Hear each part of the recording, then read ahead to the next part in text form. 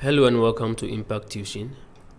In our last video on IAS 36, impairment of assets, we ended with the indicators of impairment reversal. We will do a quick recap of this and continue with impairment of cash generating units. We understood that we have two sources or two indicators of impairment reversal: external indicators and internal indicators.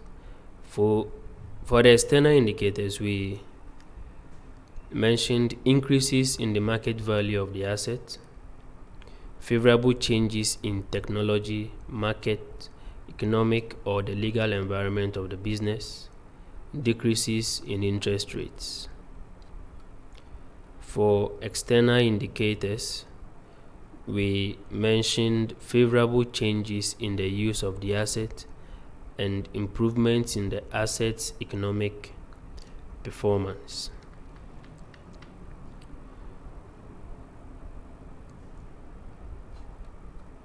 We move to our discussion for the day, which is impairment of cash generating units.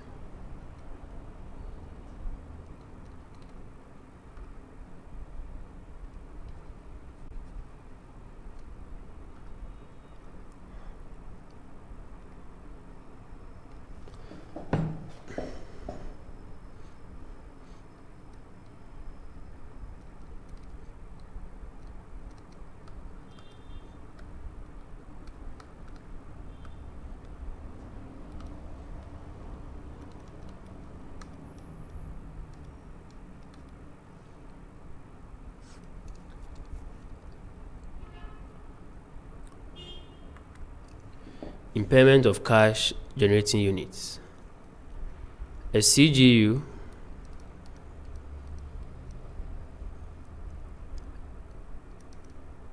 is the smallest identifiable group of assets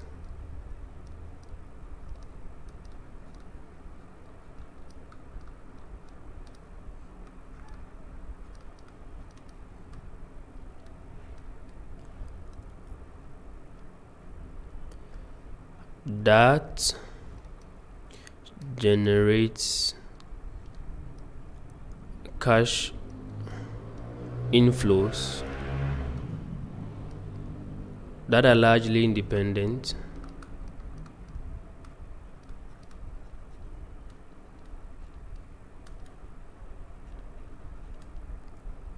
of the cash inflows from other assets.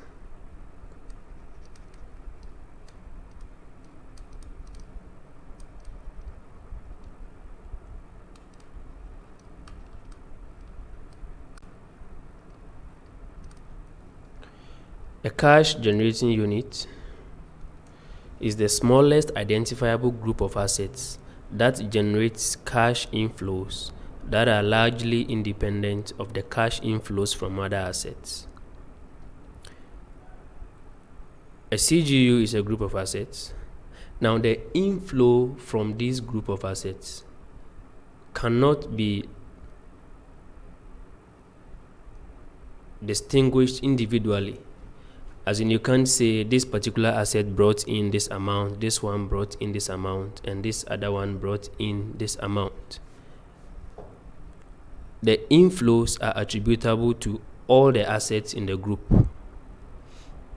So that is a cash generating unit.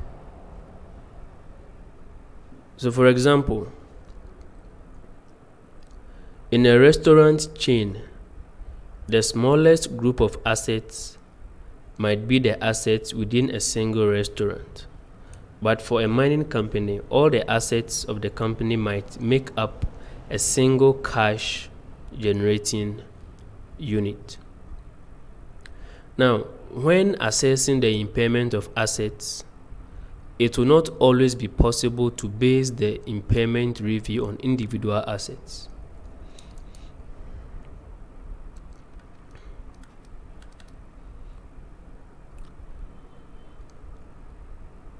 When assessing impairment of assets, it will not always be possible to base the impairment review on individual assets. So, the value in use calculation may be impossible on a single asset because the individual asset does not generate distinguishable cash flows.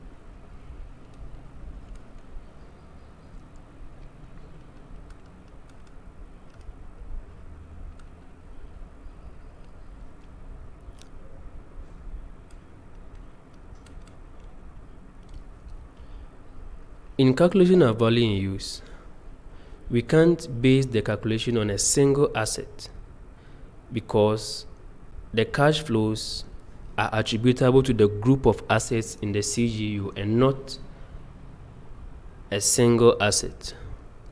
So what happens? The impairment calculation should be based on the CGU and not on the individual assets in the CGU.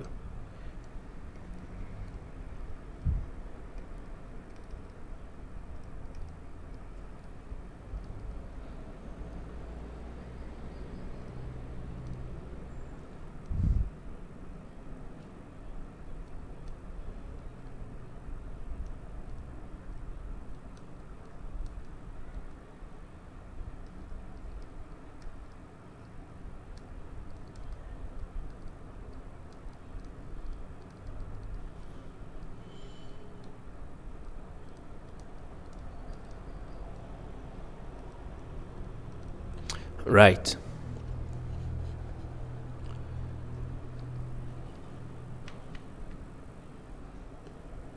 The impairment calculation.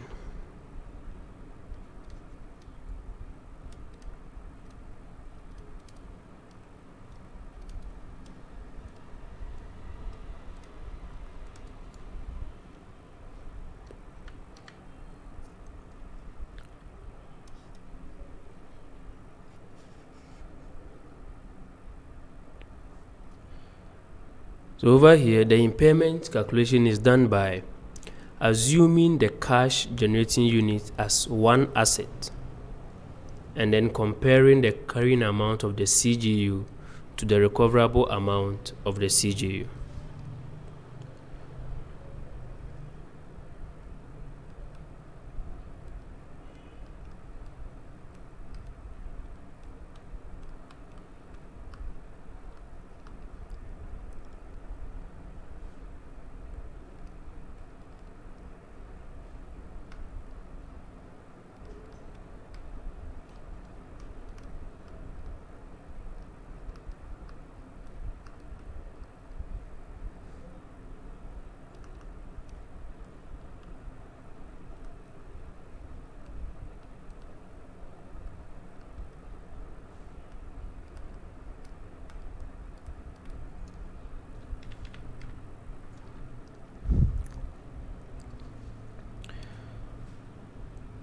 So this is how the impairment calculation is done for a CGU. Assume the CGU as one asset and then compare the carrying amount of the CGU to the recoverable amount of the CGU. Now this carrying amount of the CGU is the carrying amount of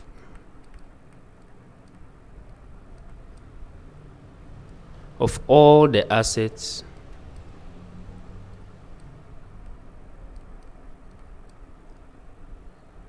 in the CGU added together.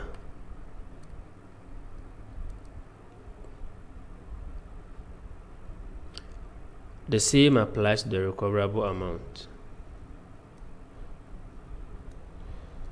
Recoverable amount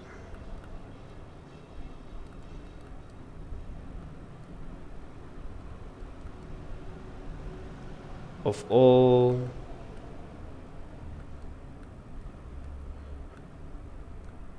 the assets in the CGU added together.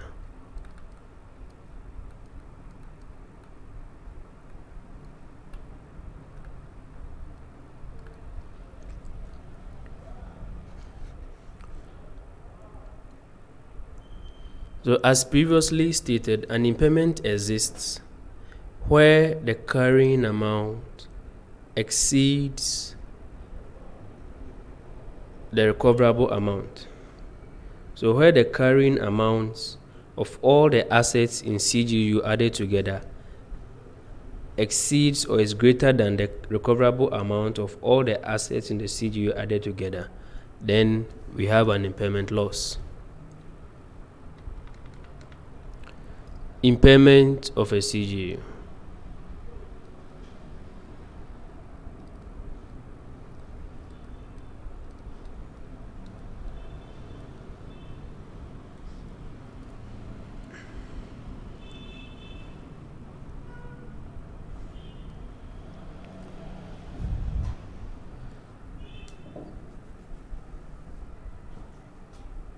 The allocation of the impairment of a CGU is in this manner.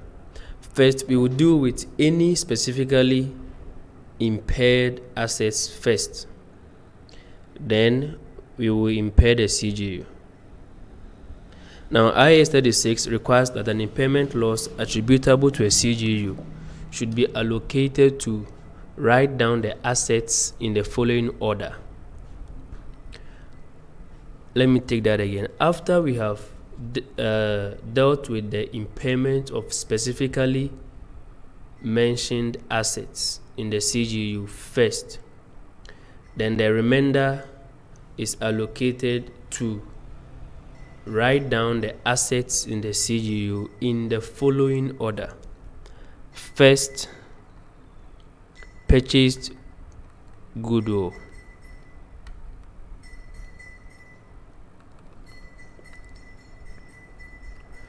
Then next, the other assets.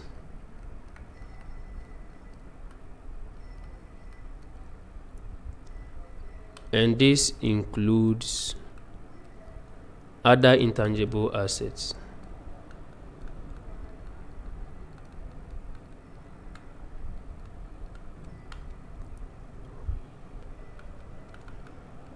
In the CGU on a pro rata basis, on an equal basis,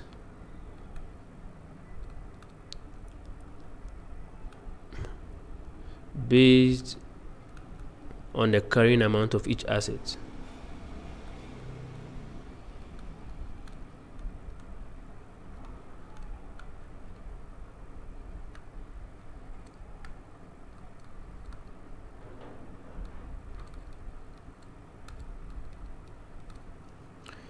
So first, the impairment is allocated to purchase goodwill, and then the other assets, including other intangible assets, in the CGU on a pro rata basis based on the carrying amount of each asset in the CGU.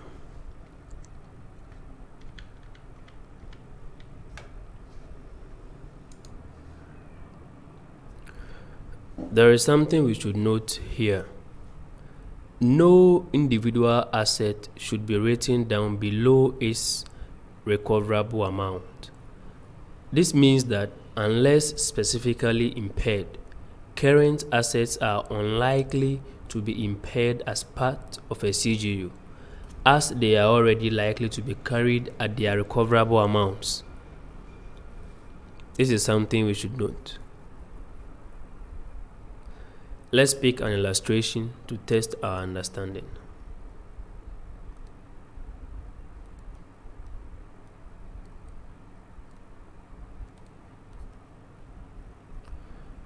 The question is quite long, so I'll pick out the important notes and figures we need for our calculations.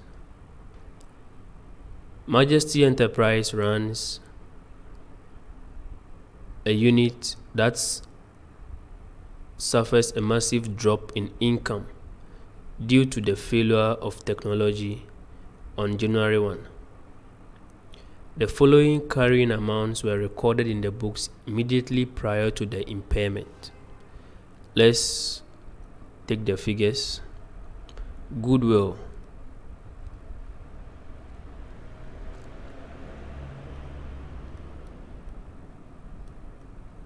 in millions of Ghana cedis.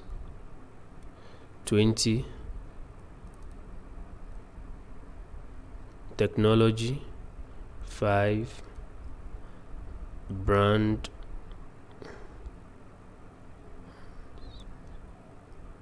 10. Land, 50. Buildings, 30.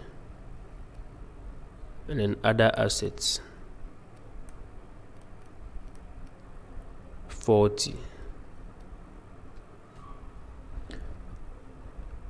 The recoverable amount of the unit is estimated at 85 million.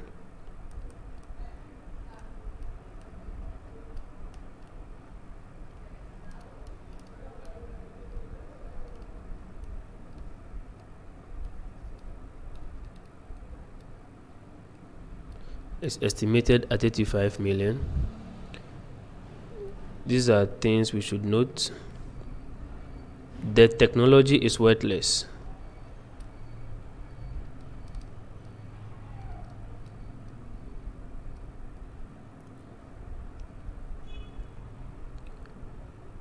Following is complete failure.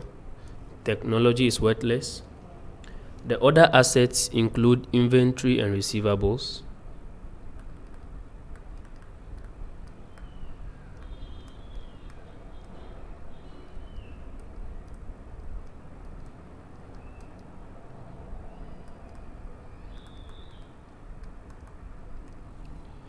It is considered that the carrying amounts of other assets is a reasonable representation of their net realizable value. So the carrying amount is equal to their net realizable value. Right, so this is our question. Majesty Enterprise runs a unit that suffers a massive drop in income due to the failure of its technology on January 1. The following carrying amounts were recorded in the books immediately prior to the impairment. Goodwill, 20 million Ghana cedis. Technology, 5. Brands, 10. Land, 50. Buildings, 30. And other assets, 40. Now we are told that the recoverable amount of the unit is estimated at 80 million Ghana cedis. The technology is worthless. And then the other assets include inventory and receivables. Now the carrying amount of these other assets is a reasonable representation of their net realizable value. So carrying amount equates net realizable value. Right. How do we go about this? Our solution. Carrying amount is 55. Now our impairment is equal to the carrying amount 155, which is the addition of all this. 155 million.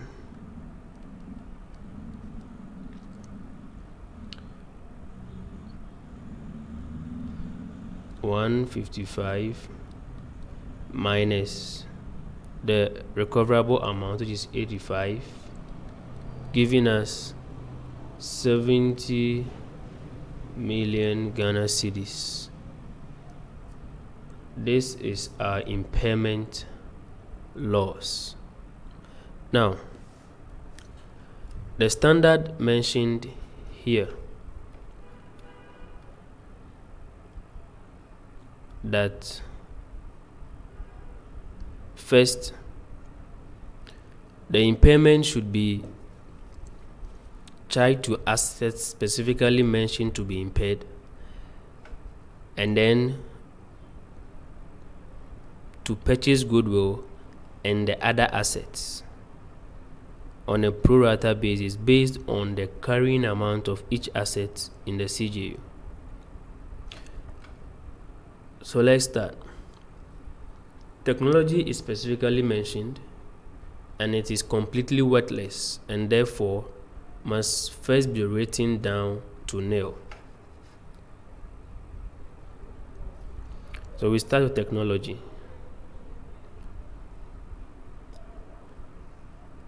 We will debit impairment expense,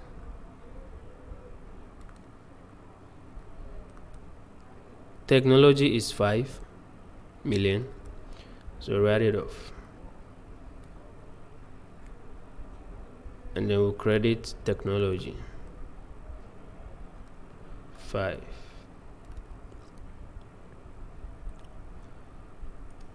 Out of 70, 5 is for technology. We are left with 65. Now we are going to allocate this 65 to the assets, the remaining assets in the cash generating unit.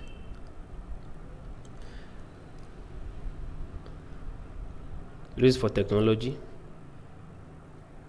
We have 65 million to allocate to the other assets in the cash generating unit.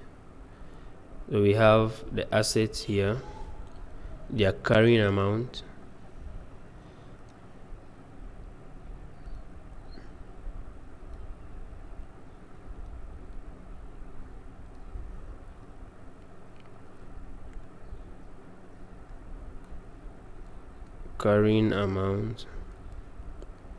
impairment,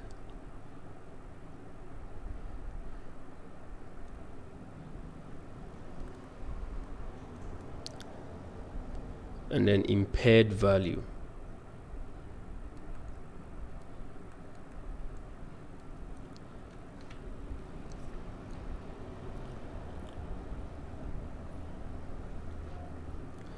What are the assets? Goodwill, brand, land, buildings, and then other assets. Carrying amount of land of goodwill is 20. Brands we have 10. Land 50. Buildings 30. And other assets 40.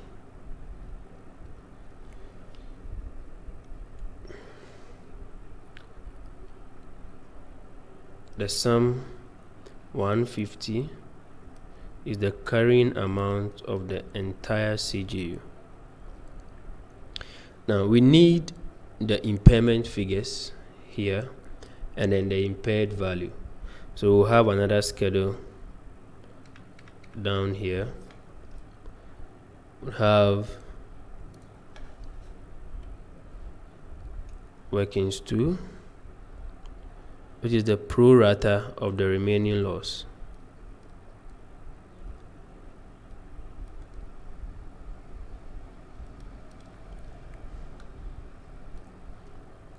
Which is 65 million.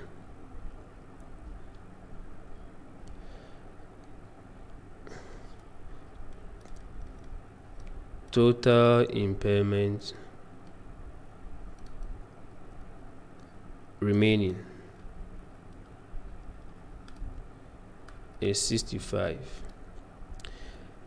Now, after we have allocated the impairment to the specifically mentioned assets to be impaired. The rest will be shared pro rata in the following order. First, we allocate to goodwill. So, allocate first to goodwill to write off the goodwill. Goodwill is 20. Then we'll have 45 million to share amongst the other assets.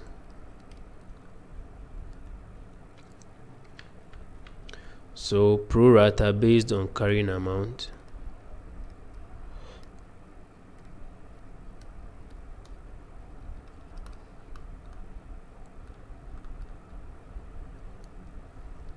Brand,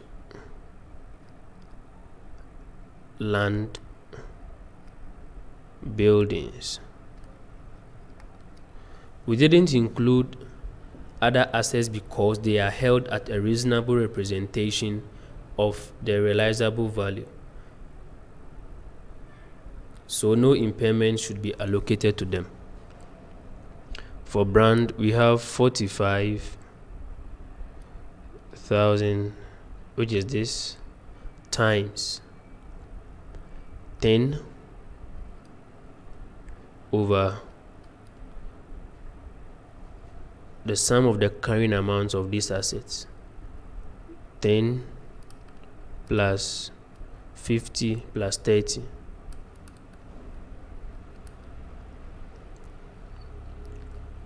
And this is giving us 5.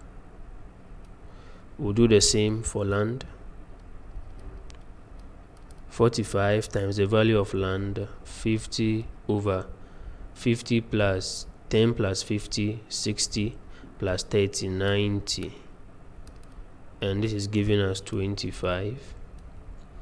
And then we have 45 times the value of building, 30 over 90, giving us 15. This is 30, 45, right? So we have the impairment to be allocated to brand to be 5, land 25, and then buildings 15. Now let's go and complete our schedule here. We are writing off goodwill, taking out 20, brand's value to be impaired 5, land is getting 25, and then buildings 15. Other assets nothing, and this value is 65, the sum. This is nil, and this is 5, this is 25, buildings 15, and other assets 40, and the sum is 85, which is the value of the CGU after we've impaired it. So this is how impairment for CGU is done. And after this, you will pass a journal entry, or the double entry will be to debit impairment expense 65,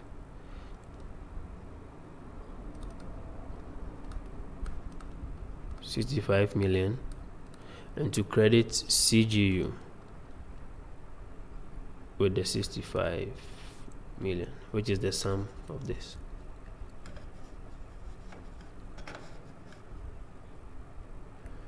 So this is all for impairment of a cash generating unit. Kindly subscribe to the channel. Post your questions and contributions in the comment section, and share these tutorials with friends who need them. Thanks for watching, and see you in our next video.